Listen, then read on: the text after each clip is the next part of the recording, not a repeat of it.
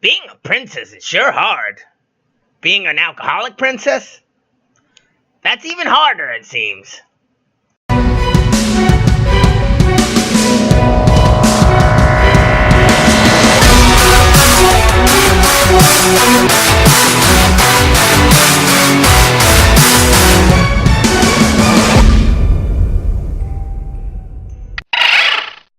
Hey there, ghosts and ghouls, Warlock Boo here, and today I'm going to be reviewing Disenchantment, that new Netflix show. Does it meet the hype everyone's been building for, or does it fall flat? We're going to be seeing today. So, first things first, what is Disenchantment? For those of you that haven't seen one of the million commercials that have come on, Disenchantment is a fantasy show that's mostly comedy with some action elements and storytelling elements that is created by the creators of Futurama and Simpsons, so it already has a good pedigree behind it. But what is it about, really? Well, as I said, it's a comedy action series, which I know action sounds weird coming from this group, but trust me, it is actioning. Taking place in a medieval fantasy world. Think of playing Dungeons & Dragons, but with a DM that just goes off the rails. That's how this is. Follows the main character, Bean, a princess who suffers alcoholism. Lucy, a demon that was sent to her just to tempt her and give her bad influence. And Elfo, the innocent and sweet elf. Now, the three characters by themselves work really well in this series. I want to start with that. These three characters, as the main characters, are perfect. They play off each other, and they're everything you want in a main character. You could just sit there and listen to them talk and make jokes back and forth, and it would be fine. But how do they each act on their own?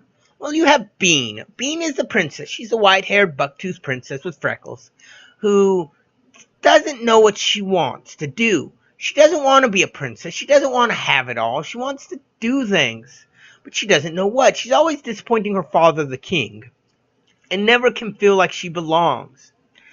She feels sometimes like her father pays more attention to his new family, her stepmom and half-brother, even though he obviously doesn't. Now, she suffers from alcoholism and a thing of making bad choices and stuff to get her father's attention. But mostly it comes off negative, and he gets mad at her for what she's done. She is a good-hearted person and doesn't like to kill for no reason.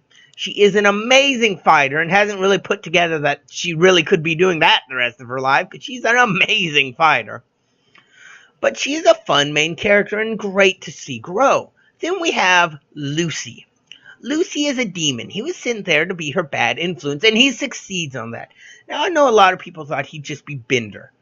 He smokes, he drinks, but he's different from Bender. Bender is straight up an asshole half the time, or a jerk. Yes, he can be good-hearted, but not always. Everything ends up with him doing it for himself. Very rarely did he go out of his way to help people, which, I mean, there are a few cases, usually involving Fry, but everything usually was about him. Lucy, on the other hand, comes out of the gate. We know he's going to be the bad influence. We know he's going to be the one that makes the bad things happen. But at the same time, he grows the care for Bean and Elfo. He really likes them. In fact, even sacrificing himself and getting really sad when things happen to them. Generally hurt. That makes you feel hurt because this demon is kind of like, why would they do that? It generally hurts him when someone hurts his friends. And I kind of like that about him. Yes, he smokes, he cusses, he drinks. But at the end, he's a little more than that. He's not just a bad influence. He's also a good friend who will stick out his neck to save you, even if he's not realizing that's why he's doing it. He doesn't want to see his friends hurt or killed, and it hurts him when he does. And his plays off of Elfo perfectly. Elfo being the sweet innocent. When Elfo finally snaps, it always shocks Lucy, but impresses him. And it's so funny. His lines are perfectly delivered and perfectly done. His character is so funny, even with him just running along with the lie that he's really just a talking cat in the kingdom, though he's a demon. Then we have Elfo. Now, Elfo worried me the most. In the commercials, I thought he'd be annoying. I thought he would be an idiot. I mean, or at the worst, at the best, another Fry from Futurama. Fry wasn't bad, but I didn't want another Fry. But from the first moments we see him, that's not who Elfo is. Elfo is innocent. He's sweet. We see that he doesn't always understand the bigger world, but at the same time, he doesn't want to be an elf. He's sick of being like the other elves. He says they have a mental illness with being happy all the time. He thinks that's weird and wrong. You can't be happy all the time. He's also kind of a pervert in his own regards.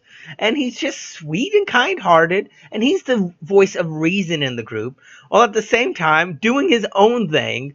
That way he can get what he wants.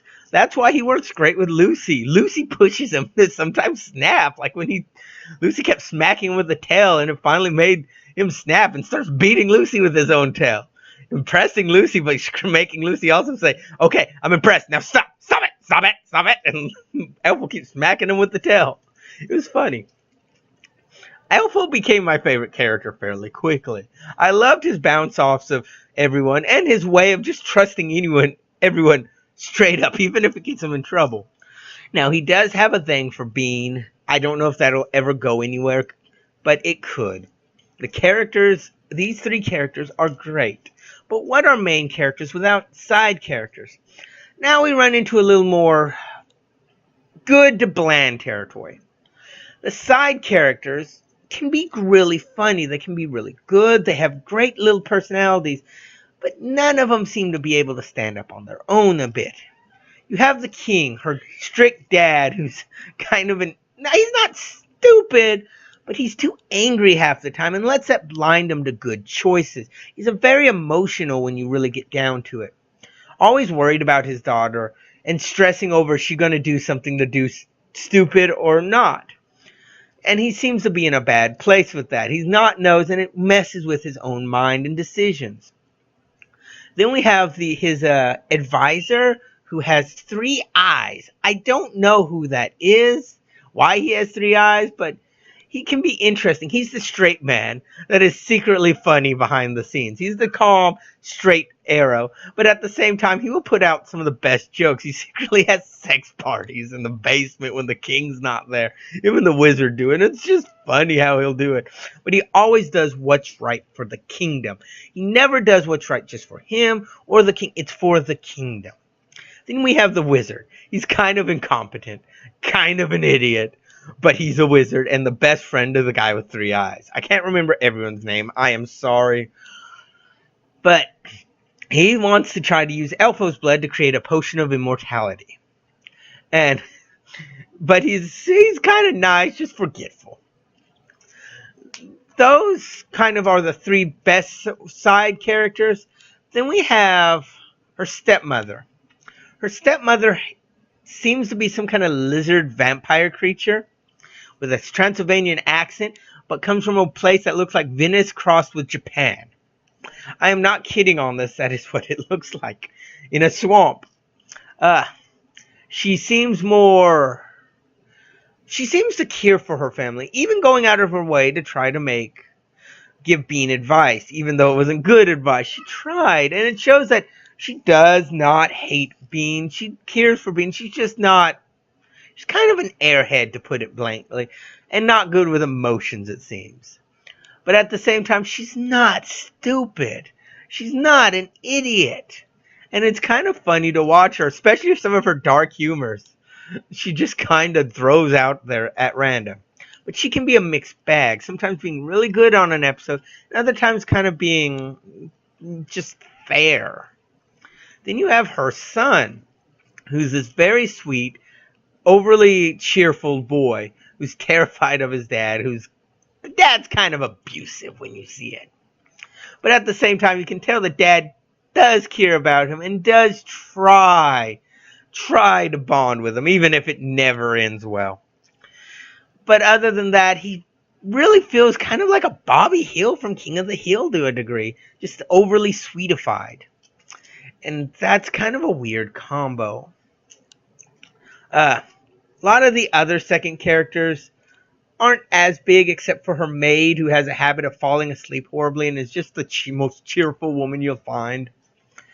But how does the comedy play out on this? This is obviously a comedy show. The comedy can be hit or miss. It can be so funny and sometimes made me dry laughing, but other times kind of just not great, not perfect. But it is the first season, so I'm going to give it a chance to really pick up. Now, the action in the show just always comes out of freaking nowhere. Always near the end, the middle of the episode. Just this action scene always just comes out of nowhere and is so interesting just because it comes out of nowhere and it's in the art style of Futurama, which was not known for great action scenes, just random ones sometimes. Like when she fights the giant swamp worm, she like flips around it, ties its mouth shut with a banner she was wearing, and slams its head into the ground. Just out of nowhere, stuff like that. But it's so good. I hope they have more action scenes like this. When she fought the exorcist on the volcano, sliced his arm off and threw him in the volcano. Those are the action scenes out of nowhere. But they are so interesting, in one per episode. So the art style is what you'd expect. It's Futurama styling and Simpsons styling. It's good. It's great. Almost doesn't match the show's tone, though. But I can live with that. Characters, like I said, are good. The music is pretty good. It feels like a fantasy score with a little bit of weird rockiness to it, or techno, almost like the Futurama score felt. Not great, but not far from bad. I would say it's fairly good, but not perfect. Now, the story. This series is episodic, which is unusual. You have to watch it in order or you will get lost. And the story is weird but easy to follow, if that makes sense. The story is good, though. It is actually very interesting, especially as it goes. You want to know what's happened, what's going to happen, especially with the cliffhanger it left us on season 1, which did not end, as I must say, like any of the other shows this company made. This series ended in such a bizarre way. But you need to know what's about to happen. Is this character really dead? Is he going to come back? What's Bean's destiny? Why do the bad guys want her? What was it all going to happen? Why did this happen? Why did that happen? You have so many questions you want answered, and I need a second season. Tell me. Now, one of the complaints is the main characters are bland. And I don't see that. Other complaints are, they're too much like characters from Futurama. Again, I don't see it. Everyone said Fry is Elfo. No, Elfo's very different from Fry. Everyone says Lucy is Bender. Again, no, they have a similar archetype, but they're very different in the way they do it. Another thing is, it's not as good as Futurama or Simpsons. Well, Futurama's first season wasn't great, and Simpsons was kind of horrible. The first seasons just were bad. They weren't bad, but they weren't great. I think this one has a better start than they did. And I love Futurama. Futurama is one of my favorite cartoons, and I think this one's first season is better than Futurama's was. But it is the first season. You really got to give a show sometimes until its second season to really see what they want to do with it. Because the first season has to introduce plot points, introduce characters, all this, while the second season just hopes that you saw the first season.